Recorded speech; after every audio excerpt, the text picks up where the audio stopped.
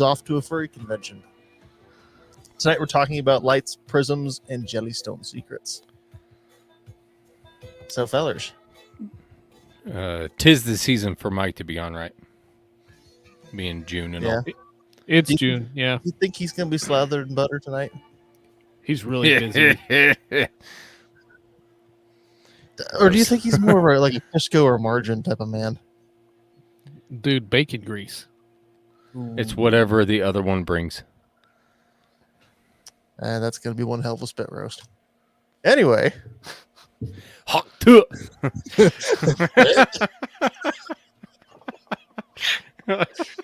Future generations, Dave, are going to hear that and have no idea what the hell you're talking about. Probably along with half the people on this planet. Legendary. Half the people on this planet who don't spend too much time on the internet. Anywho, how you doing, fellas? Splendiferous. That's not a word. Try again. False. I just made it one. It is now a word.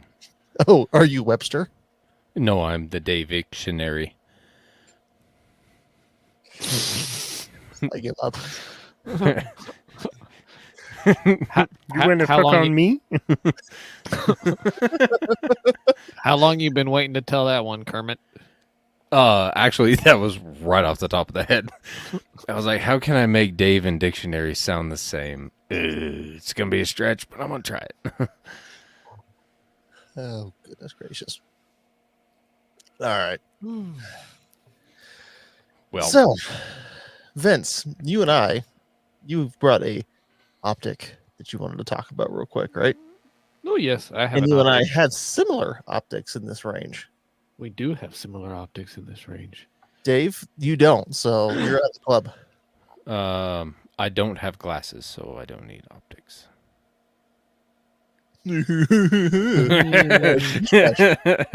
That was a low blow, and I do apologize. Go hip fire 300 Win Mag. I one hand shoot that. All right. Anyway, do you proceed with them? you. You have monkey grip. Okay, I will post a video of me dual wielding a 300 Win Mag and a 6.5 Creedmoor. I think what we're missing is the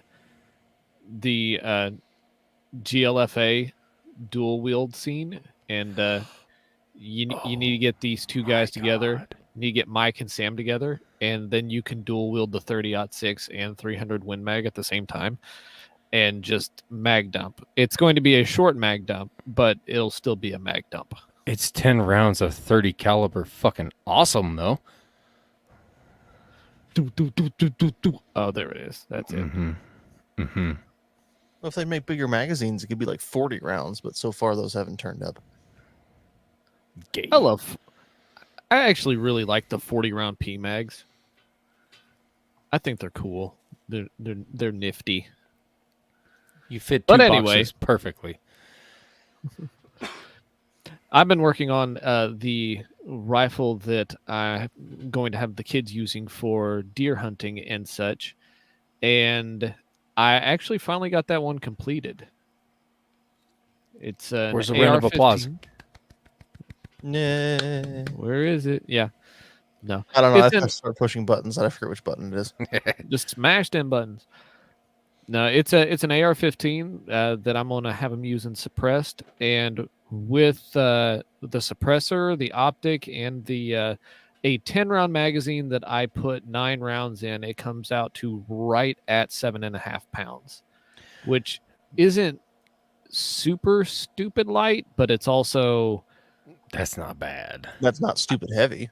It's not stupid heavy, and my 9.5-year-old can stand there and hold it, like, out as if he were to fire it, which is a step in the right direction. So, and I have him shooting off shooting sticks anyway, so I'm not super concerned about him being able to hold it up and fire unsupported, which I would not allow, but I still want him to be able to maneuver it if necessary, especially in the blind. But I got a couple of pictures. Let me I'm going to share my screen real quick. Oh, yes. Do. That's chamber 223556, correct? Correct. Yes. Okay. Am I sharing? Not at the There you are. moment. There we are. There it is. Okay. See, here is full rifle. Here is full rifle. This is very nice. This is Describe the it for us. What is this the is, rifle? it's an AR-15, standard little AR-15. It's got the MOE K grip, not the K2, so it's a little bit smaller for smaller hands. I've got a Battle Link minimalist buttstock on it, a Midwest Industries combat rail that's is the shortest one that I felt was feasible, and a Silencer Central Banish 223 suppressor.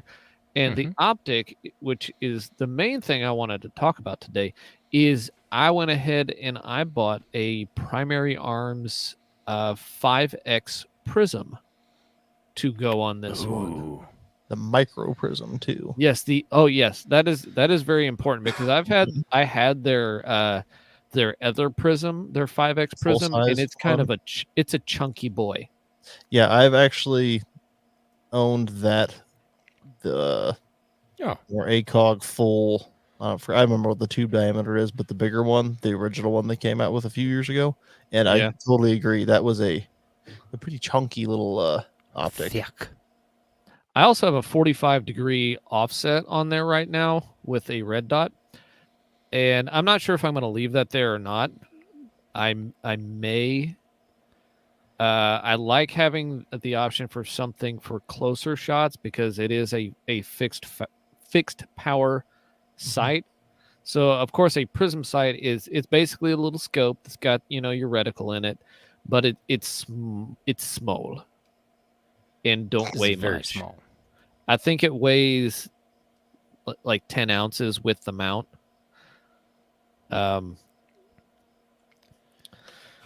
But I still might take the dot off. It might be superfluous because I don't know. It's not like he's going to be making fast shots.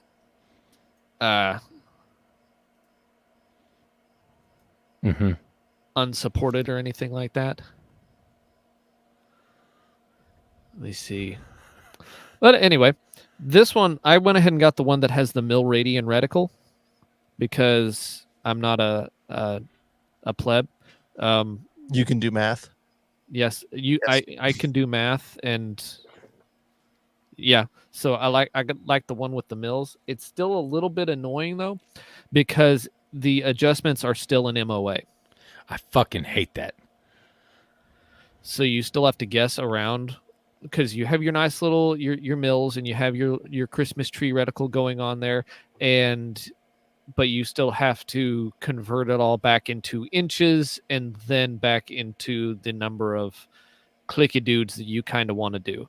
So, Hawk scopes do that too with their variable power scopes. That's like the 3 to 9 and the 3 to 12. They're mil reticle but MOA adjustment. I'm like, well, That's just a crime. Like that shouldn't be a thing. yeah, as soon as I saw that, yeah. I'm like, yeah, nope, I don't want this at all. Yep. Though I do understand why they did it, just for cost savings, because their BDC is, you really don't. It doesn't matter what your it doesn't matter what your adjustments are with the BDC. Yeah, because well, I mean, to be fair, you're not really going to touch that thing either in terms of trying to make adjustments on the fly. That's the other thing. You're not going to be With dialing the turrets prism, on this. with the prism, you set it, and it's like that old rotisserie chicken I seen on TV, little machine. Like you set it and forget it. Like you're not going to go through and go, oh, I need to adjust 2 mils up. Like Right. it kind of defeats the purpose of the optic. There's That also is a put it and leave it on there.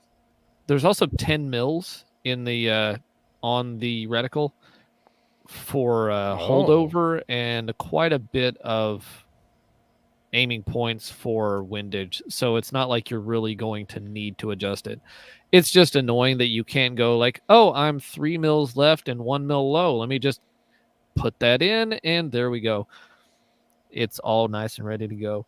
I did also get the kill flash for the the ocular lens. Let me see if I can get that in the camera. Oh, there it is. Yeah, I A see nice it. little honeycomb thing. Mhm. Watching videos on these prism optics from Primary Arms, that's one of the things that they really said. That's one of the things they noted about it, that whenever you were looking towards the sun or kind of in that direction, you did tend to get the entire field of view washed out pretty bad. And the little kill flash helps a lot with that. So yeah, agreed. I have the 3x version of that same optic. I had the 5x version, which you previously had talked about too, the more big, like actual tube reticle, or not tube reticle, tube prism scope. I sold that thing almost as soon as I got it. Didn't like it at all. I don't like 5x as a fixed magnification personally. I think it's a little too much for my taste. It's like every time I look through a 5x, I want to back it off just a little bit. So 3x is a nice sweet spot, at least for my eyeballs or eyeball. But I found no, fine. I'm not sure. I got it and then kind of went through a little phase. Was like, ooh, this might be a good like little varmint scope, or I could take this up, maybe put on rifle that I'm going to use on beaver. But it's kind of, I don't know. It doesn't fit the the hunting niche for me personally, but that's just personal preference. some of the older fixed power scopes it was really common to have like a 4 or a 6 power fixed I was gonna say 6 steel power tube optic. I actually have right here. This isn't an older one. This is one of the Southwestern Firearms Super Sniper fixed 6 power scopes, and I've used those well enough, even at relatively close ranges. I've got an old Simmons 44 Magnum pistol scope, probably back from like the 70s, that I got because I was at the landfill one day, or a transfer station. Hang on. I was at the transfer station, so it's a place where, and this one you pull up on a higher tier, and then you just dump stuff straight off down into a roll off. Well, the guy next to me pulls up and he chucks out these 2 military footlockers, one after the other, and then leaves. Goes in the scale. Well, I'm eyeballing them. And then the dude who's watching the transfer station's eyeballing them. He comes over to me and we're like, hey, let's go pick those out. I was like, hey, can we pick those out of there? He said, I was just thinking that. And so we picked them both out. And one of them was full of like probably like the dude's great uncle or something. All is like a bunch of documentation for the military that this guy just chucked out. Oh, whatever. So and then there was a little machete in there too, like military issue machete back from probably the 50s. So the transfer station dude wanted that, and then I got out of there with the other footlocker, which has, if I could get a stock and a barrel and receiver, I could build out an M1 Grand 3 times over. It's got 3 guide rods in it, 3 op rods in it. I own an M1 Grand. So if I ever need a replacement part, I can replace that part 3 times over. Whoever owned these footlockers previously was I don't want to say competition shooter, but must have done marksmanship shooting in the military, because there's also, it wouldn't fit me in my wildest dreams. He must have been a small guy. There's a little like a little padded shooting jacket in there, and then he's got all the extra parts that lends credence to it. But one of the things in there too was this old Simmons scope, a little padded foam case. It's like, oh, that's neat. I'm never gonna do anything with it, but it hangs out. So yeah, dumpster diving always pays off for me. Did I tell you guys about the time I got meat out of a dumpster and nobody got sick? Do you want me to tell you about it? I don't want to. I don't want it. To be fair, it was all frozen when I found it. In the apartment it happened twice. In the apartment complex, I'll make it a short story. In the apartment complex where we lived right after we got married, I used to do a circuit of like the 4 nearest dumpsters, because at apartment complexes, people are really transient in and out of them. So they're always throwing stuff away, like good stuff. I got a mountain bike out of there. I got our first kitchen table out of a dumpster. I got our current coffee table out of a dumpster. Like, hey, I'm into that stuff. You clean it up and off you go.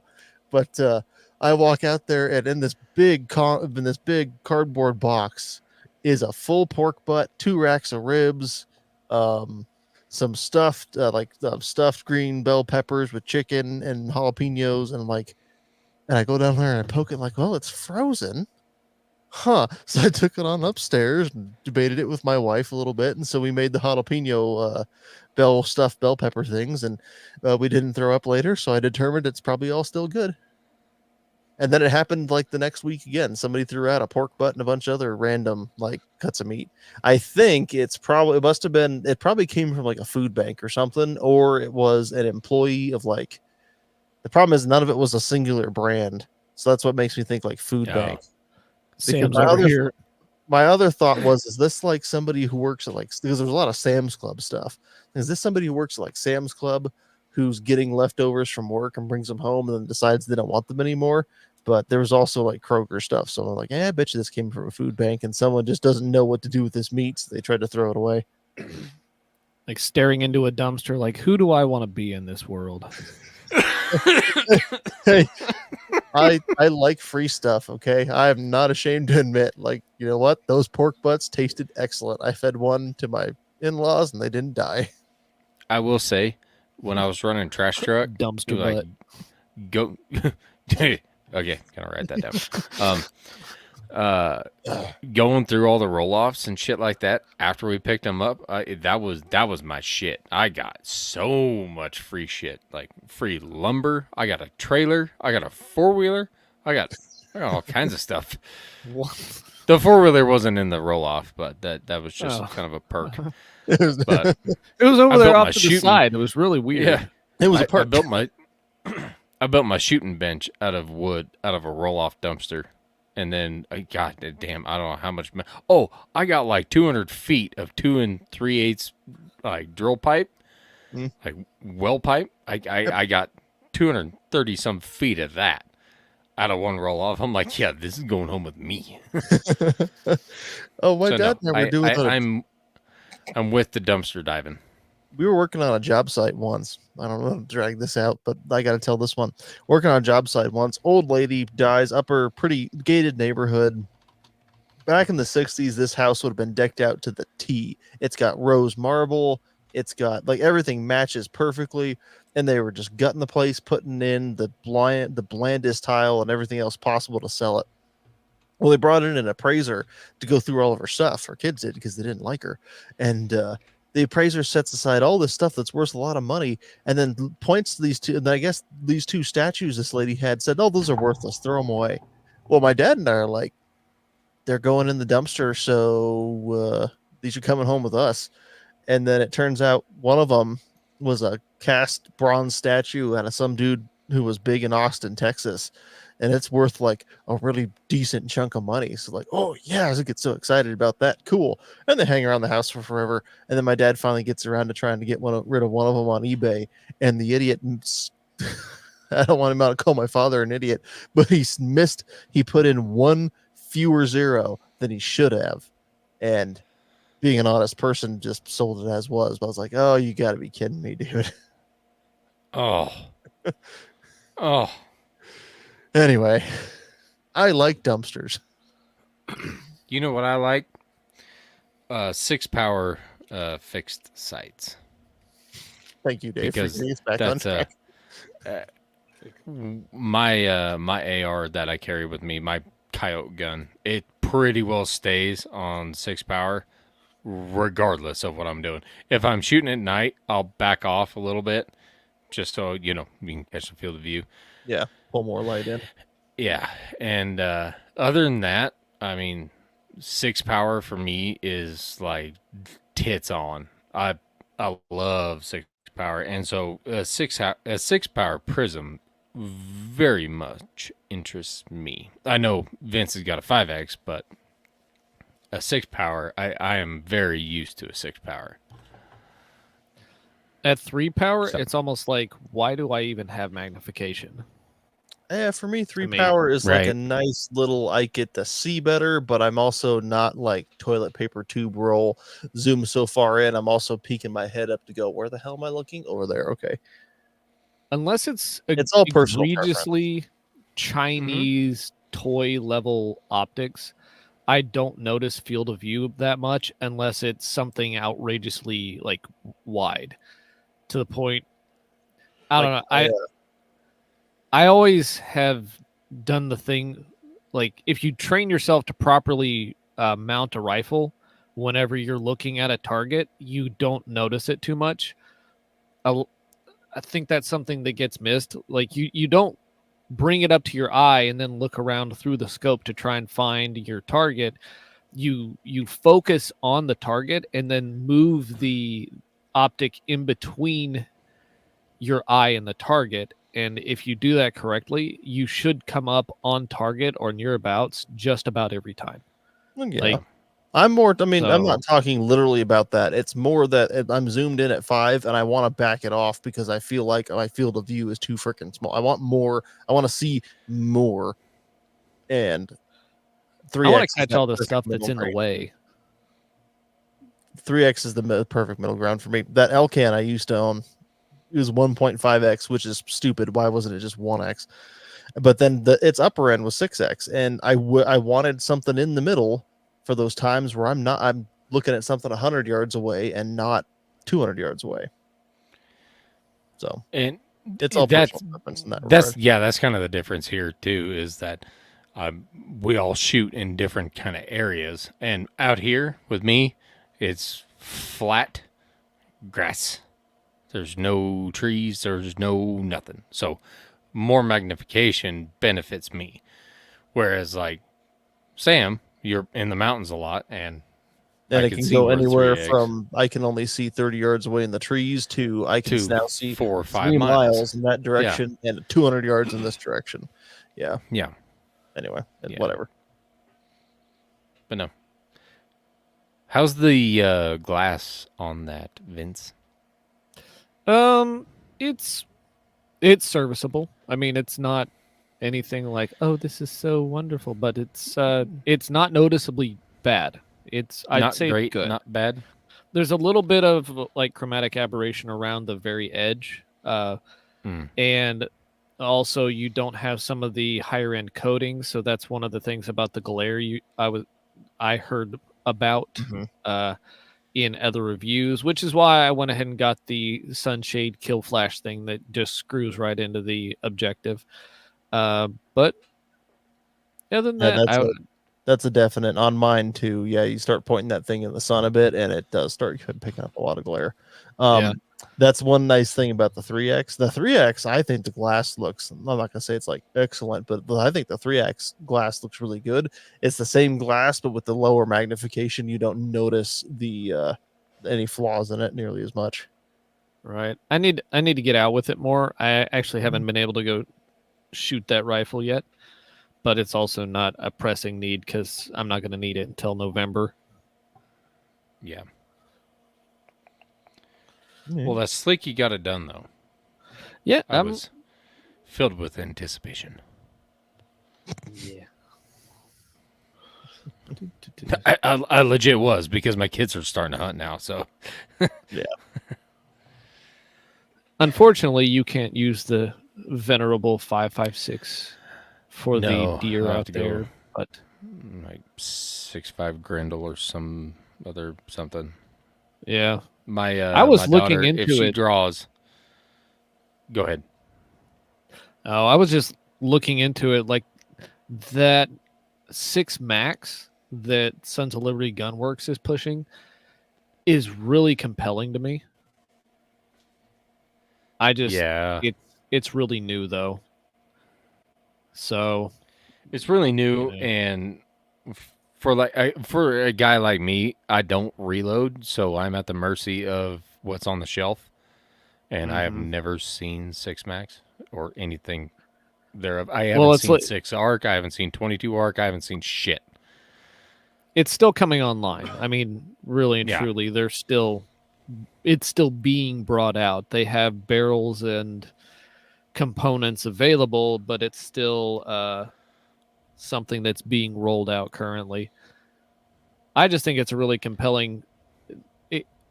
I think it's a better design than the 6 ARC, simply because it uses the standard 5.56 bolt face, and is you're going to have higher capacity in the same size magazine versus the 6-arc. And it's also running at a higher chamber pressure than the 6-arc because the 6-arc has to be held at 50,000 psi in order to not break bolts all the time. So I like the idea. It's just whether or not it's actually going to find room in the market. Yeah. But for states like Colorado, where 6mm is the minimum caliber for big game, I think there's room in the market. I mean, the market penetration on the larger bores in the AR-15 has not been so deep that there's no room for other competitors. And whenever there's a need, you will see the market respond to that. But it's just if they can actually get it rolled out with enough support to actually put ammo on shelves and get other people who aren't Sons of Liberty to start making barrels and rifles in that caliber. It's kind of like when so the most recent success that I can think of is the 350 Legend. And that's because there was a need in the market and people saw the utility, and then Federal just dumped a bunch of cheap ammunition with the rollout. Like, I think you could get Full Metal Jacket for about $20 a box, which was cheap enough for people to buy some and just go shoot it and have fun with it. And like people who have no need for that cartridge have it because the ammo was cheap enough and you could get cheap uppers and barrels and stuff for it, and you could just swap in a barrel or what have you. And you had all the straight wall only states that people were like, ooh, another straight wall cartridge that you can use in the AR-15. Cool. And it recoils much less than the 450 Bushmaster. Neat. Yep. So. No, I'll look into 6 Max a little bit more, just see. I think a lot of it is, I've always grown up knowing that an AR is just a small game gun because that's all it ever was. He couldn't, I mean, yeah, there was 450 and 458 or whatever, but you couldn't, those weren't viable out here because of the distances you have to shoot most of the time.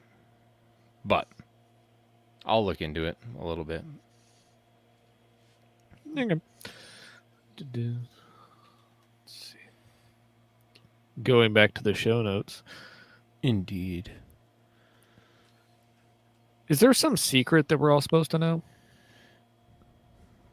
No, Mike came out of the closet last week. We're good. Oh, okay. Oh, yeah. Is that what Yellowstone is about?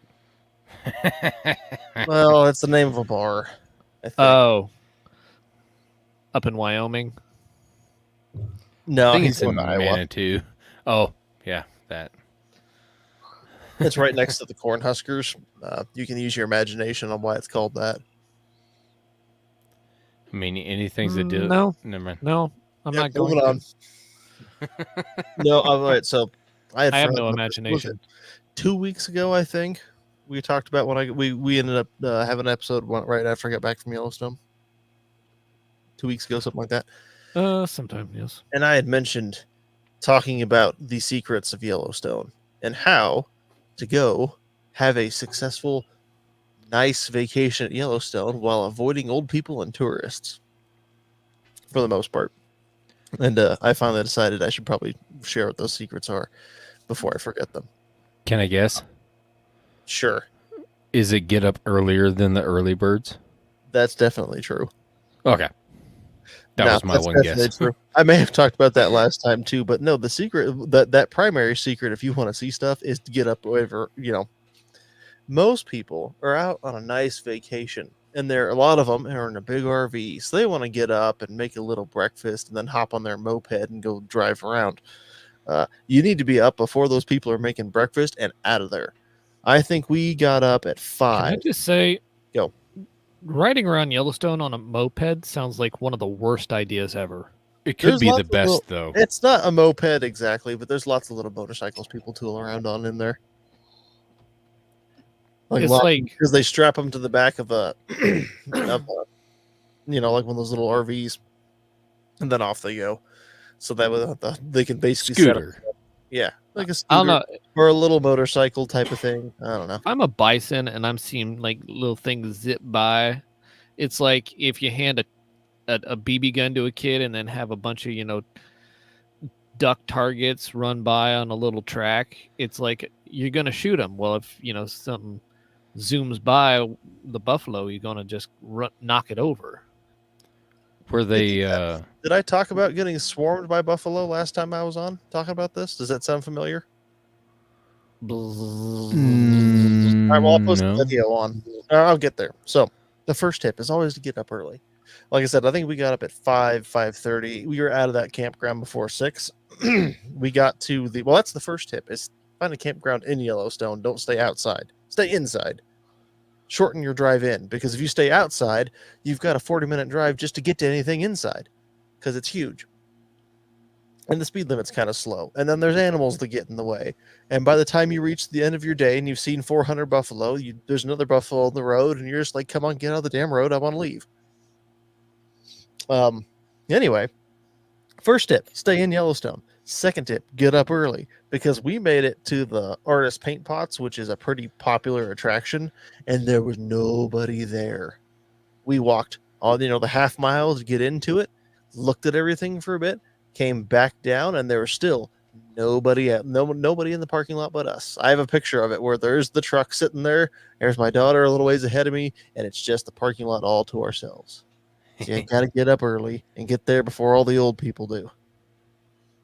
Otherwise, you're doomed. Also, getting up early. If you want to see animals, you got to get up early, because anybody who hunts knows that animals are more active in the early hours of the morning and then late in the afternoon, and usually through the middle of the day, they bed down and then they're gone. I think that's how we actually saw those grizzly bears roaming around. A, good dose of luck. And then B, they were out eating. They weren't bedded down for the day. They were enjoying the cool morning, going around eating stuff, and that's how we saw them.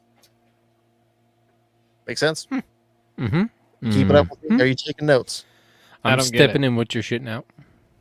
That you don't do that. That's bad. Excuse me. So that's the first major tip. Just get up early. Don't be lazy. You're on vacation, but you're also on a mission. I need to clear my throat 1 second. Sorry. It still didn't help. All right. So the second big thing is I had talked about a guaranteed, foolproof, 100% way you will see grizzly bears if you follow Sam's advice. And if you do not see grizzly bears taking this advice, you can send me a complaint, and I think I made some kind of guarantee that I would give you your money back, but I'm actually poor, so forget about that. In Yellowstone, correct? We just want to cover our bases here. I mean, technically. In Yellowstone. I know of a zoo. No, it's actually outside of Yellowstone, unfortunately. Oh. It's in West Yellowstone, though, which is close enough, and it has the word Yellowstone in it. So we saw that day that we were there. We saw the 4 in the morning, the mama with the sow with 3 cubs. Mama. I almost said mama with 3 sows, and then I had to correct myself. And then we went up to Mammoth Hot Springs. My daughter was asleep because I got her up a little too early for a 4.5-year-old, it turns out. So if you have small kids, maybe give it an extra half hour of sleep. But she was napping. And then I decided, all right, I didn't feel like driving the whole big loop all the way around because I got to do a lot of driving tomorrow. So I ended up taking us to go out of Yellowstone to go to West Yellowstone, where there's some cell phone service, and then I can go ahead and call my wife and let my daughter talk to her, so Grace feels nice and happy about that. Well, on the way out, this is where I talked about staying in the park.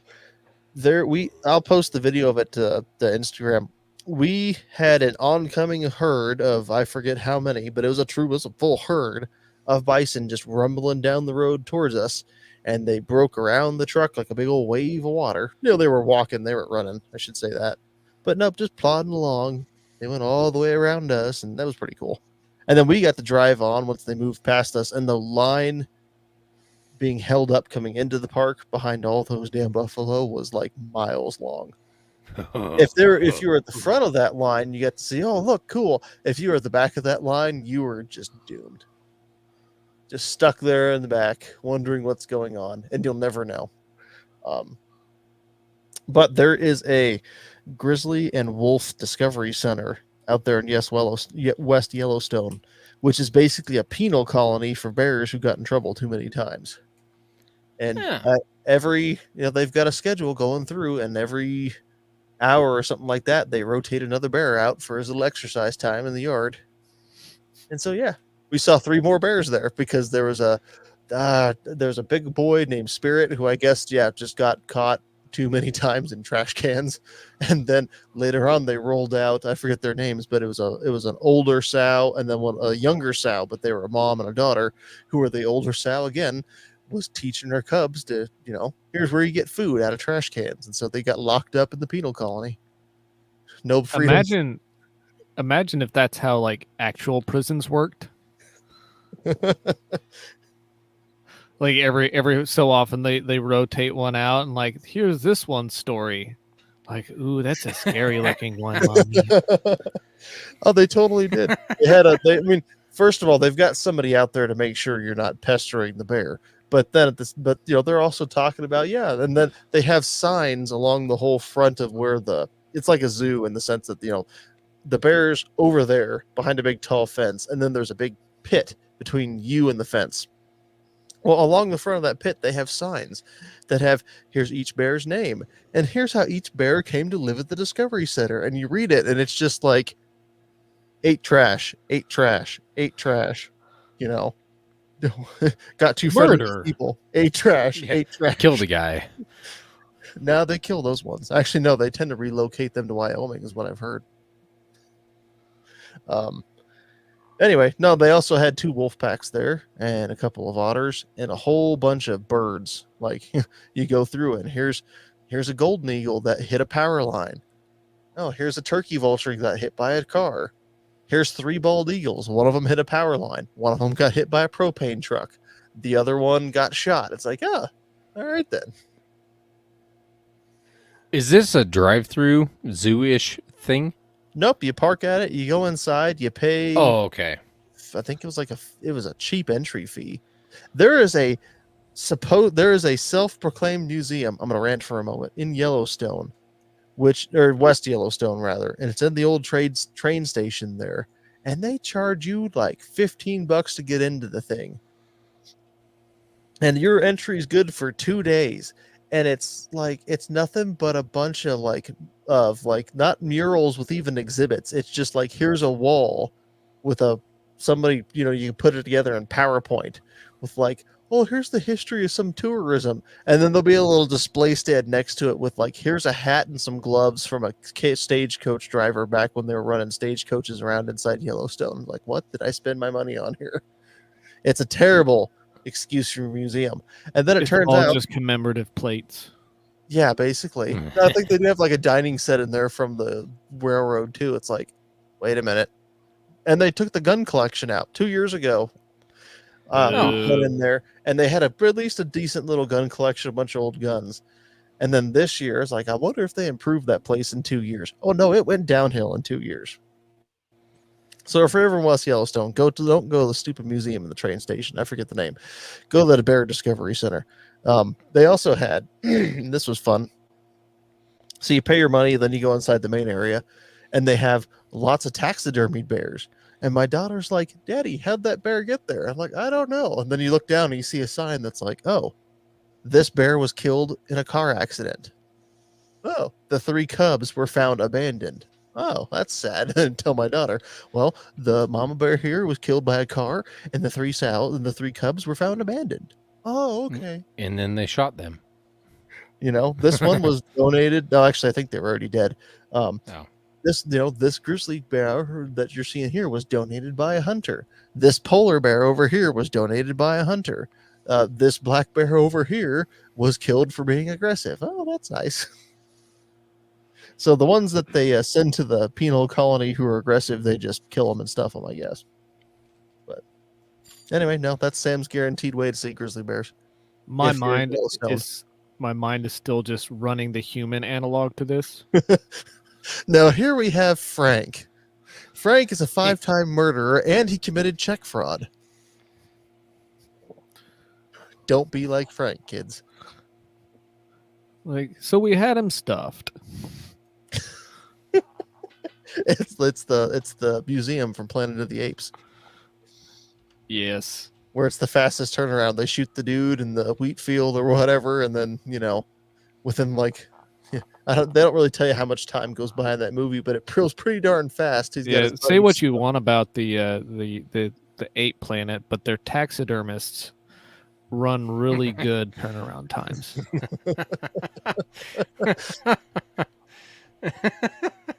I love that movie. Jesus.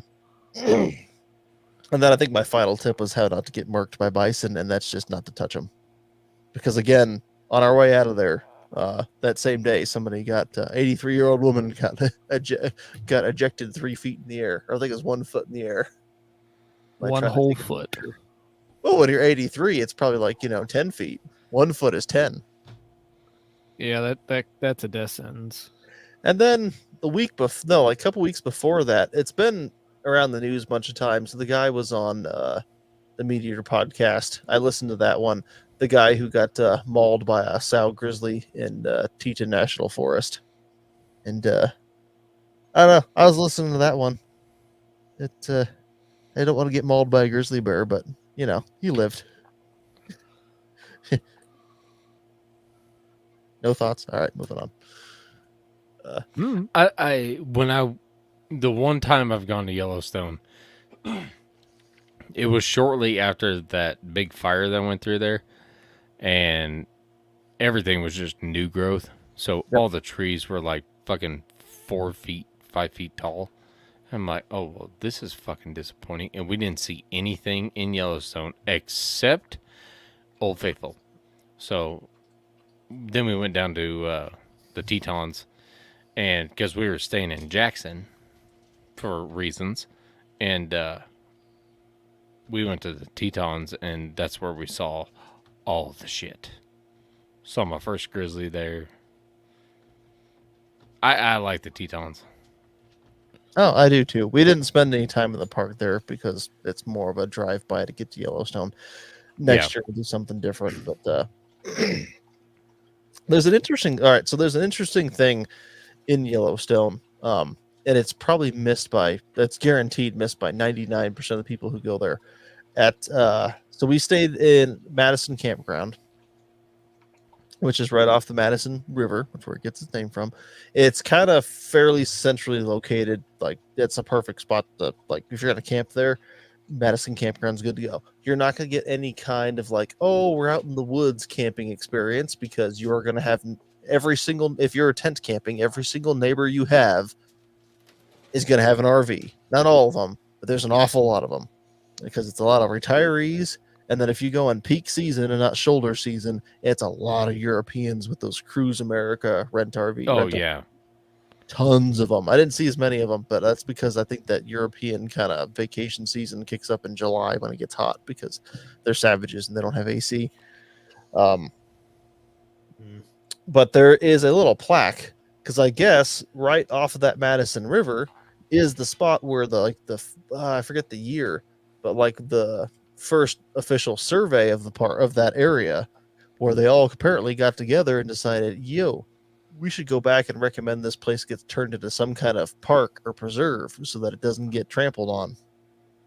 Apparently it's right there on that spot, which got me thinking, if you think about it, Yellowstone is actually very responsible in a way for a lot of the North American conservation model, and a lot of stuff's been kind of demoed and trialed out there over the years, especially regarding like species recovery, and then doubly so with predator control or predator recovery. I did not do as much due diligence on the front end of this one doing research, but like particularly with like wolves, Yellowstone's gone through some swings where I did get some notes together here, but back in the 1900s, right after the park was founded, the priority was like, oh, we need to get all these predators out of here because they're ruining our deer and elk populations, and that's what people want to see. So they were, actually, well, around that time too, there was no hunting restrictions in Yellowstone. So when you do go to that little piddly museum, as bad as it is, you can read a couple of people who are like famous early tourists. They're like, oh yeah, went to Yellowstone, got me a great bull elk, sent the fur on home to New York, and followed out with it. It's like, man, that's cool. Yeah, that sounds like a whole lot of fun. It does. I remember reading in Teddy Roosevelt's biography, or autobiography, that he took a trip to Yellowstone as president, I believe.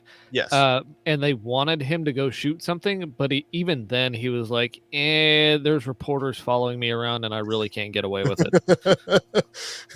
It's a nice thought. Thanks for the offer, but oh hell, that picture of him standing, there's one of them, I can't remember what river, the waterfall's in the background, but he's got his little fucking nice little hat on, his jacket, and standing there with his hand on his hip, and it's like, oh man, they used to dress so much better than we do back then. I don't want to be dressing around. Why don't we wear wool around in July? But man, they had style. Yeah, merino wool, Dave. It's the best. But no, they were going around poisoning wolves and then all other predators because they wanted the more desirable wildlife species with all the deer and the elk, and get all the coyotes, get all the wolves, get all the bears out. Well, then that swung back around on them pretty soon after that with overpopulation of everything else. So then I think it was, I wrote it down somewhere. Be funny. There's just one guy who's really into poisoning things, and then they go to him like, "Man, what should we do?" Like, you're not gonna believe this. Okay, well, I didn't find what year it was last minute, but then they swung around to a model of like, oh, you know what, the wolves are good, so let's just let them run rampant. And then they had a population collapse because the wolves ate everything in the park, and then the wolves all died off. So that's, I mean, I don't know, to me, with Yellowstone being the first, I mean, in the world, like, national park, and then all the basically experimentation they did with predator control and then species restoration there, I don't know, I think it's a really interesting place. Leave alone all the thermonuclear war. Yeah, all the thermonuclear warheads they buried under the ground and then pretend that it's just steam vents. I don't know, the game management side of what's come out of Yellowstone's interesting, including today. It's an interesting conundrum even today now, because it went to a purely, Yellowstone is a purely sorry, I was not talking to my microphone there, is a purely preservationist mode now. And it's kind of interesting how that's really affected just the animals when you watch them moving around, because again, you've got that sow 40-50 yards from the road with 3 cubs who doesn't give a flying about any of these reporters goggling over her, versus if you found that sow, like that dude who stumbled on the cub and the sow out in the Tetons, 2 weeks before I was in Yellowstone, got himself mauled. If you found that same sow outside of Yellowstone where she's not been heavily peopled, she might just decide 40 yards is too close, dude, and come wreck your shit. But it goes for the elk too. Like, the elk don't like people. They don't give a crap. The bison, everyone kind of compares them to cows. They are not cows. They are not domesticated like cattle are. But for the most part, they don't tend to care about humans unless you're standing way too close to one. They're thunder cows. So even though, yeah, Yellowstone's been you can go there and see all these great species of animals, and look, aren't they all healthy looking, or alive and visible for you to see? And everyone kind of touts Yellowstone as being like this big, oh, look, it's untouched nature. Humans have still found a way to mess it up, because they don't act like they should in the wild necessarily. Anyway. Yeah, humans should be trying to eat everything. I mean, basically, there's some interesting thoughts going around too with how grizzly bears are being delisted. And so Wyoming, for example, is the only one I've put a lot of study into, but I think they I I think it was 2 tags that they auctioned off for grizzlies. But really? it makes me but it makes me wonder too. So like there's grizzly bear encounters are going to keep going up over the next however many decades because you've got more people moving into the areas, and then you have more bears coming out farther and farther and farther. Well, and you have problem bears who are getting acclimated to, like, actually getting into causing conflict with people. Right. Problem bears that are killing livestock or aren't as afraid of people as they should be. You know, it makes me think of, so do you remember a maybe about 10 years ago, that one guy who got into a lot of hot water with the preservationist conservationists about the fact that he bought a tag to shoot a black rhino? Yes. I actually think I have a vague memory of that. Yeah, people were all up in arms because this guy, he bid once on an auction for a single black rhino tag. Okay. He didn't want to. He got convinced to do it because no one else was bidding on it. And the reason they needed someone to buy the tag was, one, so the money all went to conservation, but two, the rhino that he was buying a tag for was a problem rhino that needed to be taken out of the herd because it was killing females. Yep. So it needed to be gotten gone real quick. But it makes me think that maybe they should auction tags like ahead of time, and then when there is a problem bear, the guy who bought the tag gets called and like, hey, there's a problem bear out here. It's your time to shine, buddy. And then you can go out there and they lead you along and you go find that bear, and you go get to hunt that one particular problem bear. Bear 399. Oh man, do you know what Bear 399 is? I do not understand that reference. All right, so Bear 399 is so that bears that they tag and document, they give them numbers. I shouldn't say Bear 399. Grizzly 399 is probably the most famous grizzly bear / brown bear in the world. People have given this bear Twitter accounts. Jesus. And so, no, you're not, I'm not kidding. You can find Twitter account, Facebook account. There's probably even a YouTube channel with Bear 399. There are people who are dedicating I don't want to say their entire lives, but let's say their entire retirement to every year they go up to, because I believe she lives still in that. I mean, she definitely lives in the greater Yellowstone ecosystem, but that's a big area. I believe particularly she lives somewhere south of Yellowstone, like in the Teton National Park. I think she's somewhere on that corridor.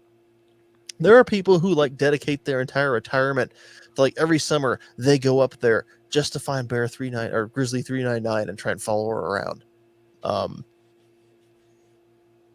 So you're talking about auctioning off tags. Man, I'm just imagining the giant, just the total crap storm.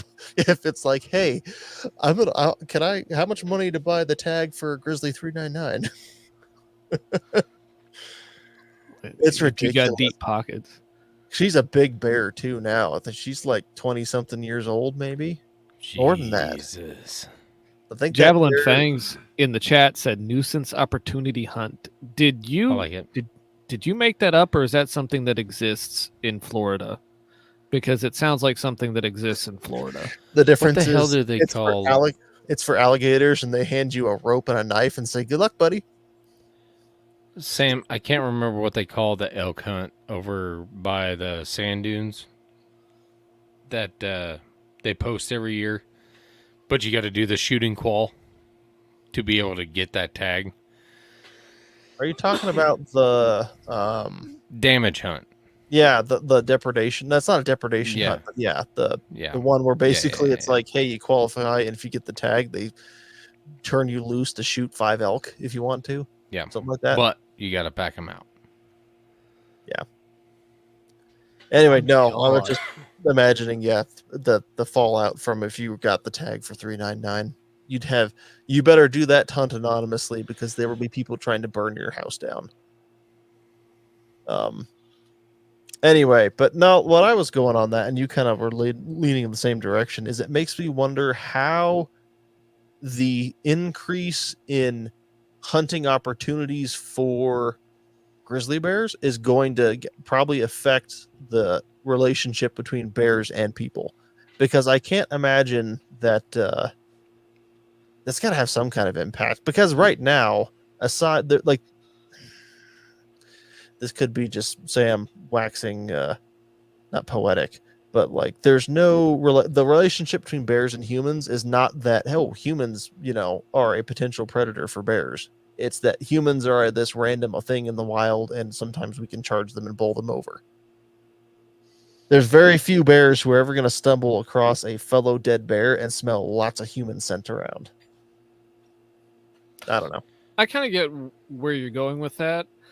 It also occurs to me that animals can get acclimated to different behaviors in different geographical locations. Mm-hmm. I'm talking about the same animal, the same grizzly that might not care at all about human presence in Yellowstone, outside of Yellowstone might react differently to people because there's a different relationship. It's like you go wander around the local park and the Canada geese just stand there and hiss at you. But if you find them in a field, they will take off the second they see you because there is a different relationship there. They don't fear you in a certain place and they may fear you in another, or look at you as a rival for food or a territorial threat or something along those lines. So it could be that like Yellowstone remains this area where like they kind of don't care about people, but then they step out of Yellowstone and it's like, oh, people bad, people mean to me. So something I was reading. Theodore Roosevelt has maybe the same book you read, but it's on grizzly hunting and other sketches. He has a couple interesting points in there regarding, I don't know, just his observations of how bears react around humans, and his kind of not saying that Theodore Roosevelt had all the answers here, but a couple little thoughts he had regarding, I don't remember exactly, but how bears were relating to humans in terms of like, oh, bears know that they've been conditioned to learn that humans are really not something they wanted to be around. Granted, he's also talking about the cowboys on his ranches enjoying going out and roping bears so that they can try and stab them with knives. So it's slightly different back then than today. I bet I could ride it. Can you imagine that? He talks about having, they'd go out with, they saw a bear, they'd try and go and lasso it, and it'd take 2 or 3 of them to get it on the ground, but they considered that good sport. And there's just a bunch of interesting little tales in there. I think I talked about one here the last time I was talking about this, as some poor Frenchman on a whaling crew who, the bear just came tearing out of the woods and decided that guy ran past other people because it wanted that guy, and disemboweled them out in the water. It's like, oh man. I know a guy that roped an elk once, and it ripped the saddle off the horse. Like, that elk broke in two and then took the fuck off and drug the saddle and the rope with it. Because that dude bailed the fuck off that horse. He's like, no. Don't want none of that. But they ended up finding the rope and the saddle. But it seemed like a good idea at the time. Yeah, so I can only imagine what roping a bear was like. I'm just imagining a bear like screaming, like, say bonjour one more time. Bonjour. Meanwhile, somebody out there shed hunting is finding like, man, why do these 2 sheds have a bunch of rope tangled in them? What the fuck? These 2 sheds came tied together already for me. How convenient. Well, that's like in Missoula. Missoula, in the Sportsman's Warehouse in Missoula, there's a mountain there, elk caped up like a full shoulder mount with a fence post and barbed wire wrapped around the antlers, because that's how they shot it. So that's how they did it up. Fucking A. Mm-hmm. That's awesome. Yeah. So anyway, those were my finishing Yellowstone thoughts coming out of there. I meant to do a little bit more front end research on this one, but it kind of didn't end up happening. Sprung up. Kind of sprung up. It's still something I'd like to look into. I've not done enough reading on the history of like North American game conservation because it's an interesting topic and it's one I definitely want to learn more about. Mm-hmm. Just because we have had dramatic swings.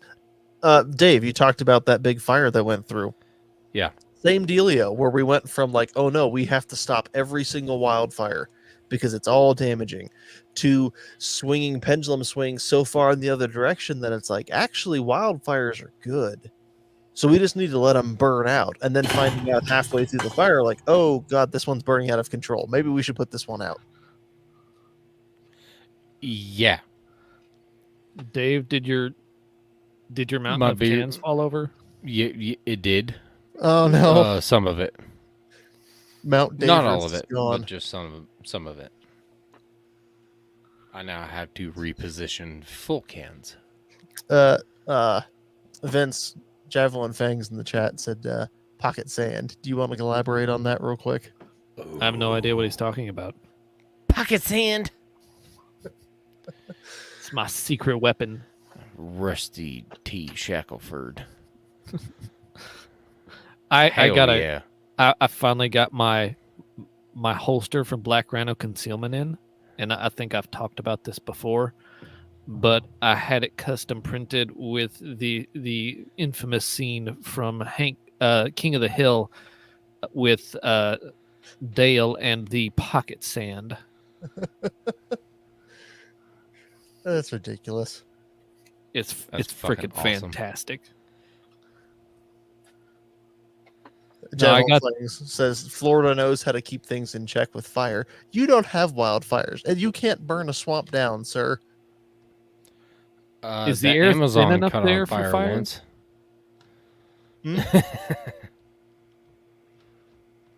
Go ahead, Vince. I don't know. Oh. Well, Black Rhino Concealment's cool. They are a sponsor on the We Like Shooting show on the FRN. So if you want to know more about them, go listen to We Like Shooting, and you can probably pick up a nice little discount code from them. Mm-hmm. I've got a couple of their holsters. The fact that they'll print about anything in the holsters is cool. I just can't think of any. It's like having a tattoo. I can't think of anything long enough that I'm going to love long enough to put on a holster. I got a tattoo of an elk. So I don't think my love for elk would perish. But yeah, you got Black that Rhino Let's Go Hunt tattoo? No, I got the way much cooler. Well, to be honest, my elk tattoo, it kind of looks like it's got a pig nose, so I call it my Pelk tattoo. That's your title, Pelk. Alrighty. But yeah, no, it's cool. And so is Black Rhino Concealment. With this holster, I got the level 3 retention on it, the little retention hood, which actually is really cool because, this one is. I got the FCS Scabbard, which is the one that you can put the QLS fork on and stuff, and you can adjust the tension on it.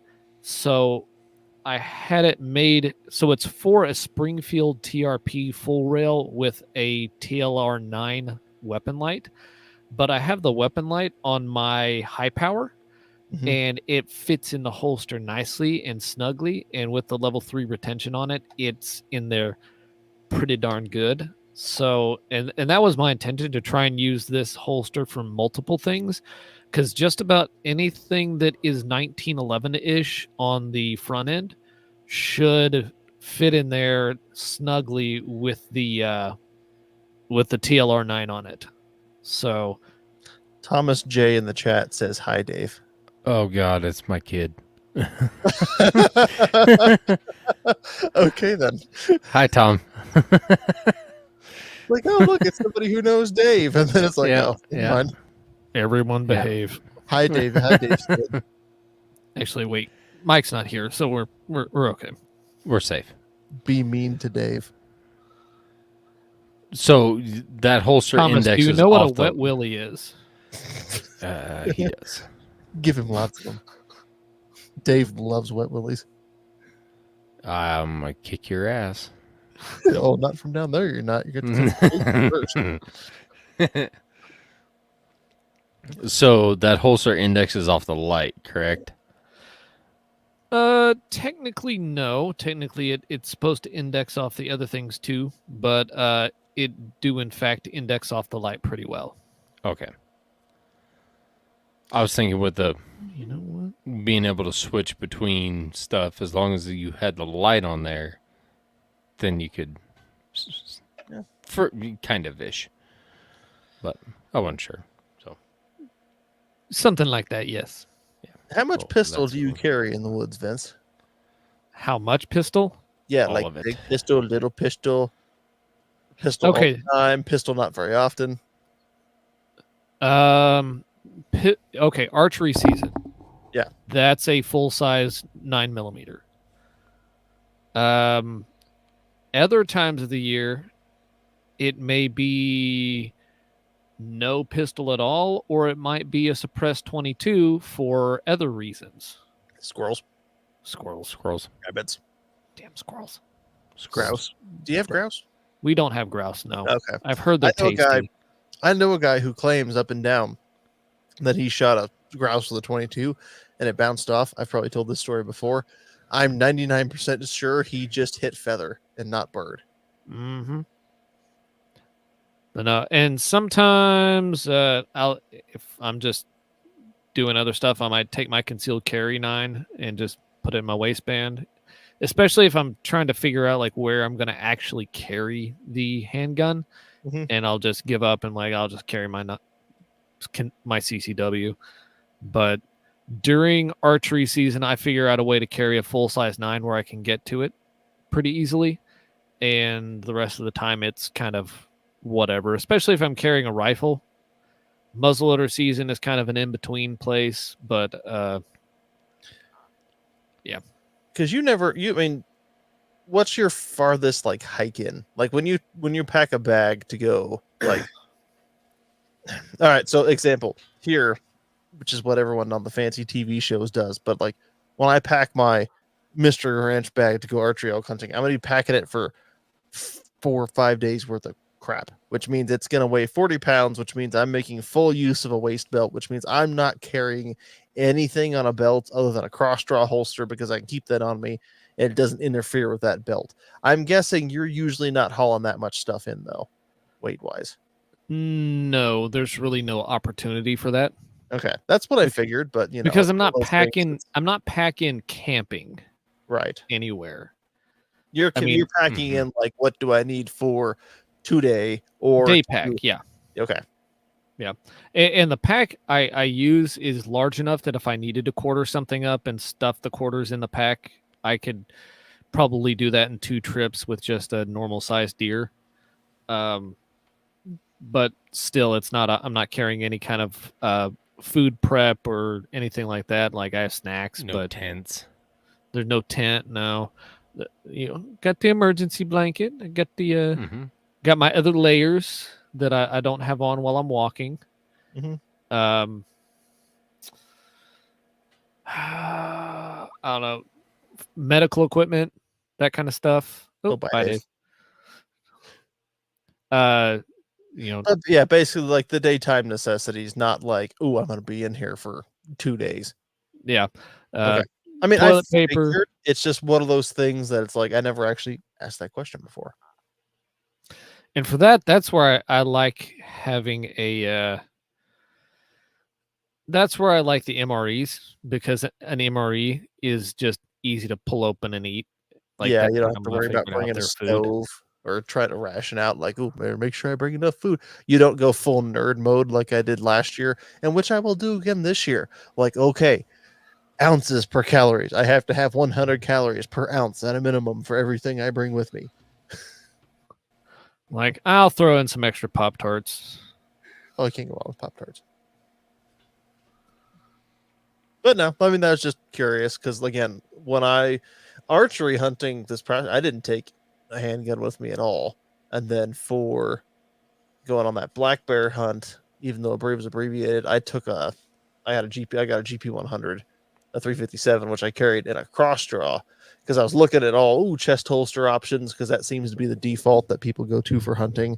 And then I was just discovering that I didn't like having anything up here besides the bino pack, because you can get the ones that hang underneath the bino pack, but then it tends to like, for me, it sits in a weird spot where it's like on the bottom of my rib cage / the upper portion of my stomach, and then it just kind of flops. And I hate things that flop. So what I do with the binos is a little different.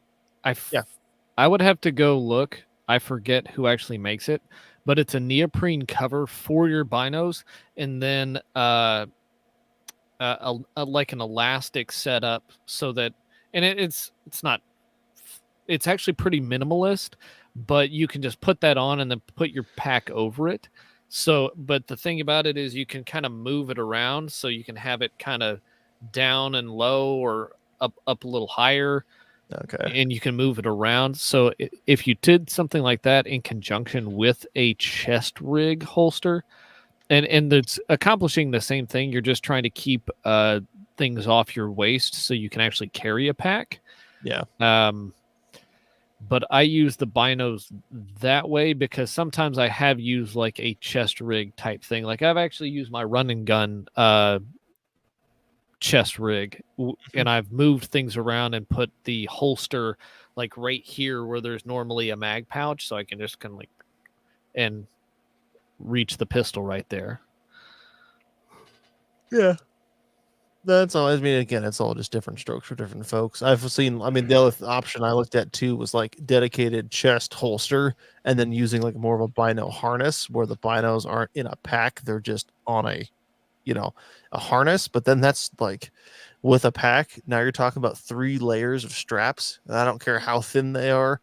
That would drive me bonkers because they're going to get tangled up at some point. So now I end up settling on the cross draw because I'm looking at, I've talked about this before, but like, strong side holster on the outside of the pack. Well, then you gotta, when you drop your pack, you gotta remember to take the holster off and then stick it to your belt. Versus I've shot out of a cross draw with my single action army tons because I had a fancy holster made for it, and I went, cross draw, because cross draw is cool. And so I'm used to drawing from that position too. And then it doesn't interfere. Like the buckle and the webbing part of the waist pack can go over the top of the holster. But it doesn't interfere with the padded portion. So it cinches up nice and tight and comfy, but it doesn't, it's not sticking in between. Actually, no, that goes behind the it goes behind the holster. That way it doesn't create a hot spot. My bad. Either way, it doesn't interfere with that waist pack at all, or that waist belt. Anyway. But no, I'm starting to carry, for this archery season, I'll be carrying full time. Just because, again, wanting to move up to Wyoming at some point, wanting to hunt up in Wyoming at some point. You read too many stories of, guys who end up getting mauled or killed by a grizzly bear because they had their Glock or whatever sitting over here, or their rifle even sitting over there, and they didn't have something on them at the time. So, yeah, I like the idea of the chest rig for that. Mm-hmm. Like it being the first thing you put on, so it's the last thing you take off, and you just leave it on the whole time. Yeah, I agree. That would be the second choice on my end. Again, I like having that bino pouch up front, though, because it does not just the binos. It's got my rangefinder in it. It's got my little wind puffer in it. It's got my hunting license in the back of it. I think I stuck my cell phone in there, too. Yeah. So I like having that storage up front. I just don't like the extra holster underneath it flopping around while I walk. So... But anyway, Mike is going to come on here at when he gets back. Him and I have a slight, I wouldn't call it like a disagreement. He likes to actually wear a full, like strong side, right side, 3 o'clock holster.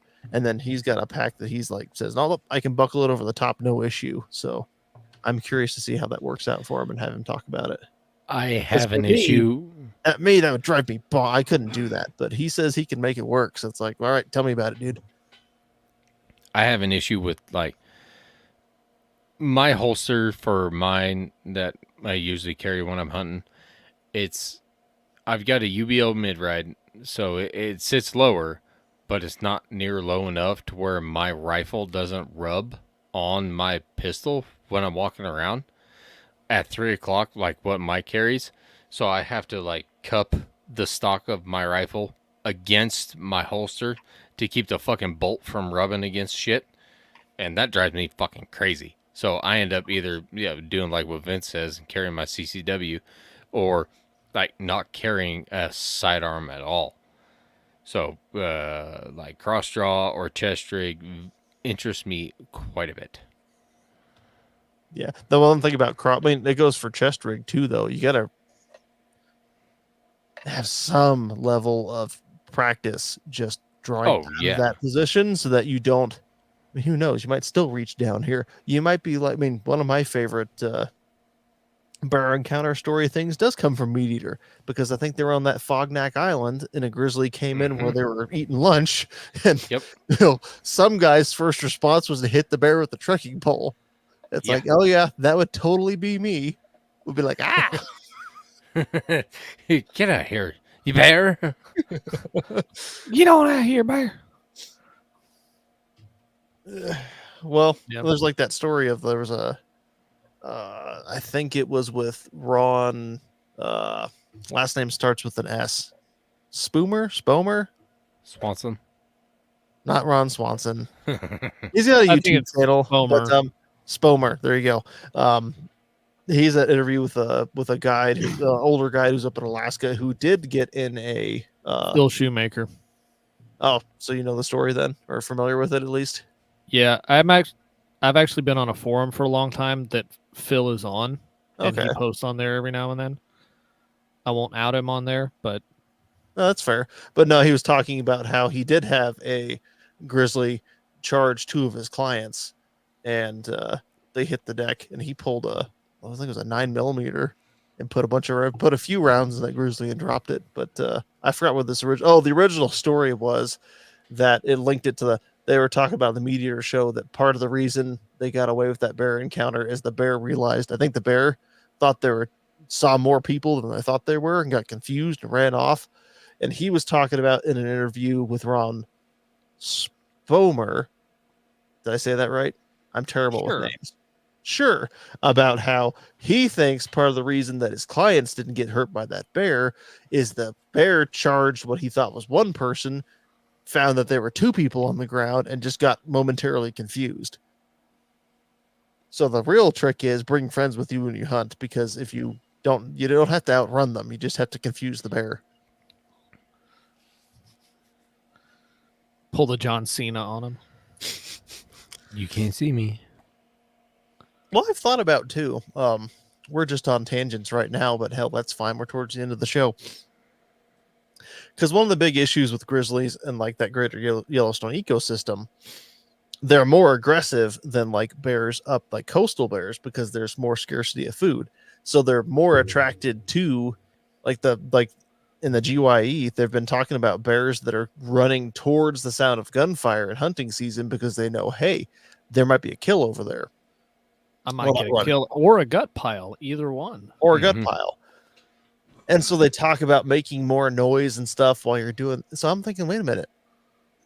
Is there any downside to potentially bringing like a Bluetooth speaker along and playing some music while you're, gutting this thing out, other than the fact that maybe you wouldn't hear the bear rustling through the brush to get to you? I don't know. I've heard like fire, like if you build a fire while you're getting one out, the smoke. Yeah. That'll fuck with the bear, but I don't know. Never encountered a grizzly. Hope I do one day, but I hope it is amicable.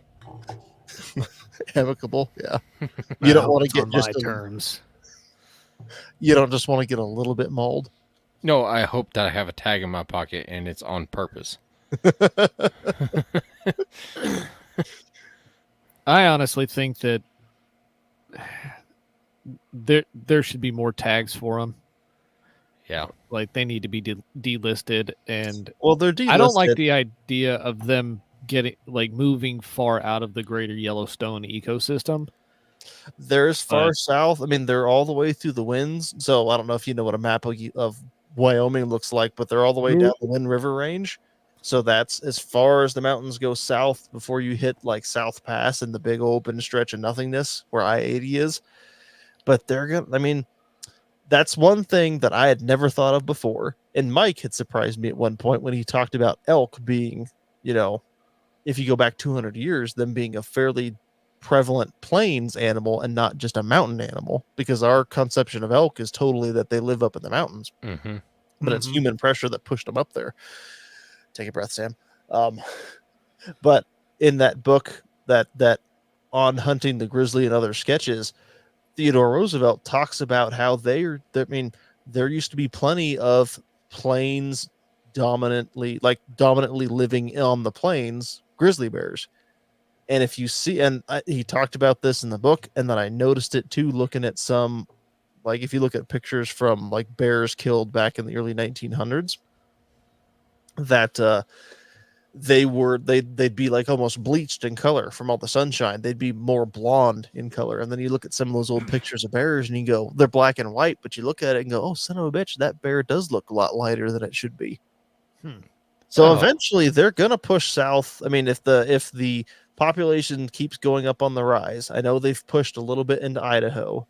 They're all the way through Montana. You go north all the way up to, up to like Glacier National Park, and then all the way up through British Columbia.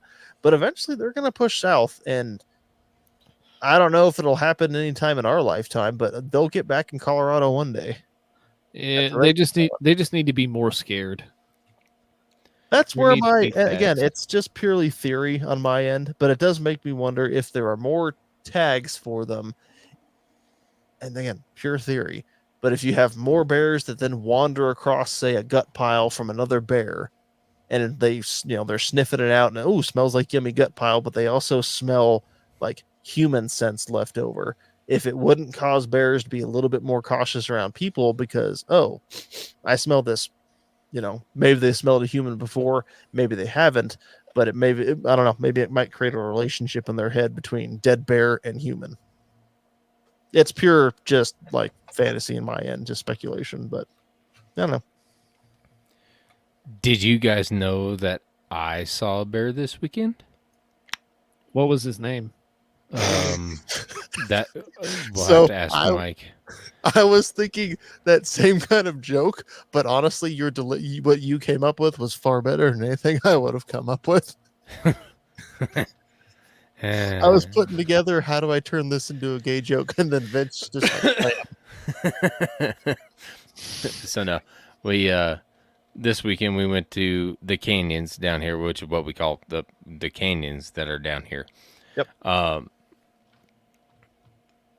Went driving for a little bit, and one night it was late, it was dark, and so we're just cruising around, kind of killing time, and all of a sudden we're driving down this fucking dirt road, and out pop two bull elk, like one barely some nubbins in velvet coming on, and then another one is like it's full fucking 6x6 just in velvet. I'm like, oh, that's a good one.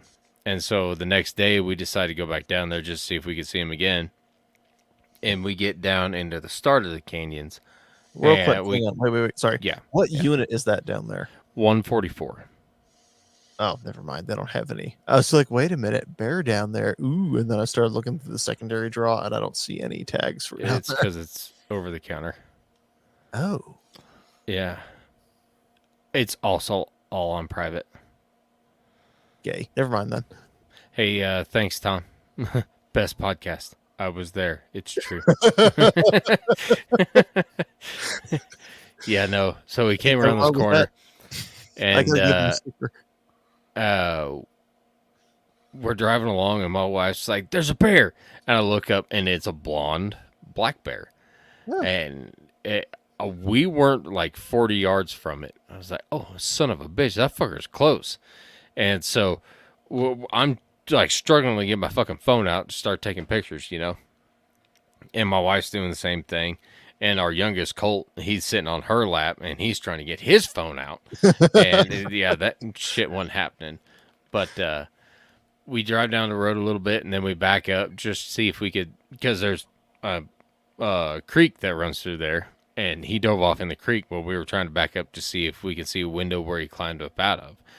Well, we didn't see anything, so we kept creeping along, and then Colt looks over to the north, and he's like, elk! And I look over, and there's 2 more bull elk. There's a smaller one like we saw the night before, and then a little bit bigger one, not quite a full 6x6. He's like a small 5x5, maybe a 4x4. Still in velvet, and they were fucking hauling ass. So they beat feet across us. I got videos of that, and I could post them. But we continue down the road, and then we see a few deer, some turkeys, go tootling around in the government that I hunt elk in. Didn't see a fucking thing. Turned back around, then went back through the canyons, and on our way back out, I'm looking across, because down at the bottom of these canyons, they farm down there, so it's nice and flat, and they've got wheat pasture and feed. Well, I'm looking out across there, and I see this black thing on the side of the hill. I'm like, what in the fuck is that? Is that it's sticking out like a sore thumb. And we're sitting there watching it for a minute, and my wife's like, it's moving. And I'm looking, I was like, no, it's not. Because we didn't have binoculars, because I'm a dumbass and didn't bring my fucking binoculars. I didn't even have a scoped rifle. I just had fucking pistols. So we sit there and watch it a little bit, and I'll be damned if it's not another black bear coming down the hill, and didn't give a shit about us. Fucking around with this little scrub oak, and I'll post the video. He comes around the edge of the scrub oak, and kind of walks down the hill and stops for, I don't know, 10, 15 seconds, and then walks right back up into the scrub oak. Just one little bush. There's not like a whole bunch of it where you lose them. It's just one bush of scrub oak. So you can definitely see that it's a bear. Just the way he walked and everything. I'm like, well, that's cool. But it really sparked my interest to get back down there and start looking a lot more. And we went the next day and didn't see a damn thing because it was 95 degrees when we went back, and we're like, yeah, nothing is moving right now. So right. It was a good time, though. It was good to see the kids getting involved with it, and like my youngest picking out the elk. I mean, they were right there. I just never looked to my left. Mm-hmm. But he had the wherewithal. So nice. All right. Well, on that note, I think we're about to wrap this up. We hit the time. Now, normally here in the outro, we always say get some trauma training. And that's really important. But I'll add in there today, go ahead and get some just regular first aid training too. And stay up to date on it. Get your CPR. Learn how to use an AED. You never know when you might need it. Yeah. And that's a big one. Okay. Sam, you ready with music? I mean, sure. All right. We'll see if we get time. On top of that, take a bunny hunting. Search for Let's Go Hunt on YouTube and Reddit at r/Let's Go Hunt podcast. The links are available on the firearmsradio.net if you can't seem to find them. If you enjoyed the show, tell your friends and family about us. Check out the show notes for info on Initiative 91, the ban on cat hunting in Colorado. Thanks for listening, and let's go hunt. Not bad. Not bad. It could have started a little bit earlier. One of these days. pretty good. One of these days. One of these days. I like Pelk. Pelk is fine. I feel like there's something we missed. Well, it was Pelk Tattoo. Pelk Tattoo? No, there was something before Dumpster Butt that someone was supposed to write down, but I don't remember what it was. We'll I can't remember. Bye. Asta. End stream. There we go.